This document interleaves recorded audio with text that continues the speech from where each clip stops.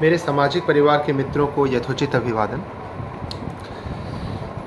Hope आप मेरे videos like कर रहे होंगे एंड प्लीज़ मेरे चैनल को सब्सक्राइब कीजिए, हो सके तो शेयर कीजिए और ख़ुद तो ज़रूर देखिए, पूरा वीडियो देखिए। इससे आपको सारे क्वेश्चंस के जो मैं क्वेश्चन या क्वेरी लेके आता हूँ शुरुआत में, उसे मैं पूरा का पूरा आंसर ज़रूर करता हूँ।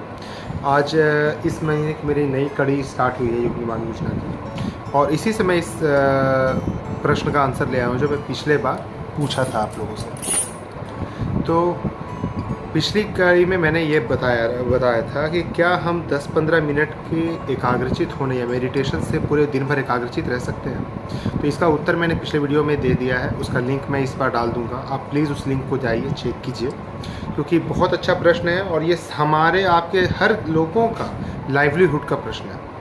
और उसी अंक को आगे बढ़ाते हुए हम दिन भर कैसे एकाग्रचित रह सकते हैं, इसी को मैं लेकर आया हूँ। यूँ तो हमारे वेदों में यौगिक जीवन कुछ ऐसा है कि सारे महापुरुष जो भी हुए, चाहे चाणक्य को ले लो, आप पृथ्वीराज चौहान को ले लो, चाहे आप शंकराचार्य को ले लो या किन्हीं को भी ले लो, अगर किसी को भी एक अभूतपूर्व विशाल इच्छाएं हैं और इच्छाएं रही हैं जो वो प्राप्त करना चाहते हैं, तो हर कोई किसी न किसी तपस्या साधना में ज़रूर जाते हैं। राम जी को भी देखिए आप, तो हर कोई गुरुकुल में साधना तपस्या ज़रूर करते हैं, क्योंकि यह एक ऐसी विद्या है, यौगिक विद्या है, खुद को एकाग्रचित रख सकना, जिसमें हम अपने दिमाग को कैसे कंट्रोल करते हैं, अपने मन को कैसे कंट्रोल करते हैं या उसे कैसे चलाते हैं, यह सीखते हैं। वैसे ये कुछ ऐसा है, जैसे मैं बताया ना, ये एक स्किल है कि वायलिन बजाना है, हारमोनियम बजाना है, कार चलाना, सबसे पहले कार, हारमोनियम और वायलिन को सीखना पड़ेगा, उसे समझना पड़ेगा ये क्या है। तो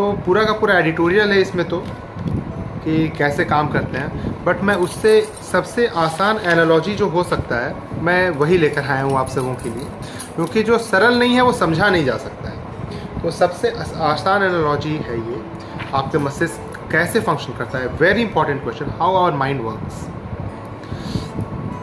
बहुत अच्छा एनालॉजी है। मान लेते एक घर है, बहुत अंधेरा घर है, बट आपका घर है, उसमें हॉल है, बेडरूम है, ड्राइंग रूम है, गेस्ट रूम है, किचन है और भी सारे कमरे हैं, बहुत सारे कमरे, बेसमेंट भी है, हॉल भी है, सब कुछ। तो अगर मुझे स्टडी रूम जाना है और संयोग से मैं बेडरूम चला गया, तो मैं क्या करूँगा? वो गया, कमरा ऑन किया, लाइट ऑन किया और यार कुछ गलती हो गई, फिर से वापस आ जाओ, तो फिर से उस कमरे को लाइट ऑफ किया, फिर वापस आया। तो यहाँ हुआ क्या? मुझे जाना था किसी और कमरे में, मैं चला गया किसी और कमरे में, फिर वापस खुद को ड्रैग किया। सिमिलरली अगर हम यह माने कि आवर माइंड इज़ ऑल्सो मतलब एक कमरा है और उसमें बहुत, मतलब एक घर है अपना दिमाग और उसमें बहुत सारे कमरे हैं, और हर कमरा एक ना एक इमोशन को रिप्रेजेंट करता है, जैसे happiness, anger, sadness, fear, anxiety, enjoyment, adventure, कुछ भी, जितने भी इमोशंस हैं। और जिस भी चीज़ को हम अपने प्रेजेंट में फील कर रहे हैं या काम कर रहे हैं, वह उस तरह की इमोशंस को जागृत करता है, हमारा चित्त, हमारा मन, हमारा इनर सेल्फ। ये कुछ ऐसा है कि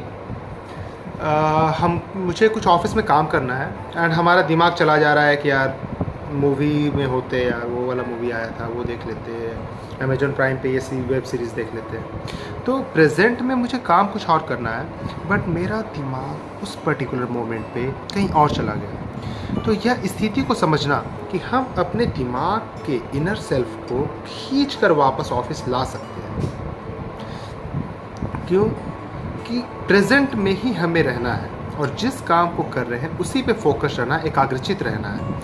कि हमारा मन भटका, तुरंत हमने ट्रैक किया, इस स्थिति को जानना ही एक यौगिक जीवन है। आप गर्लफ्रेंड के साथ है तो अननेसेसरी सोच रहे हैं क्लास मिस हो रहा होगा, आप क्लास में है तो सोच रहे हैं कि स्पोर्ट्स मिस हो रहा होगा। और इस स्थिति को जानना कि हम ऐसा कर सकते हैं कि अपने आप को वापस क्लासरूम में ला सकते हैं, ऑफिस में ला सकते हैं, यही एक यौगिक कला है, यौगिक जीवन है।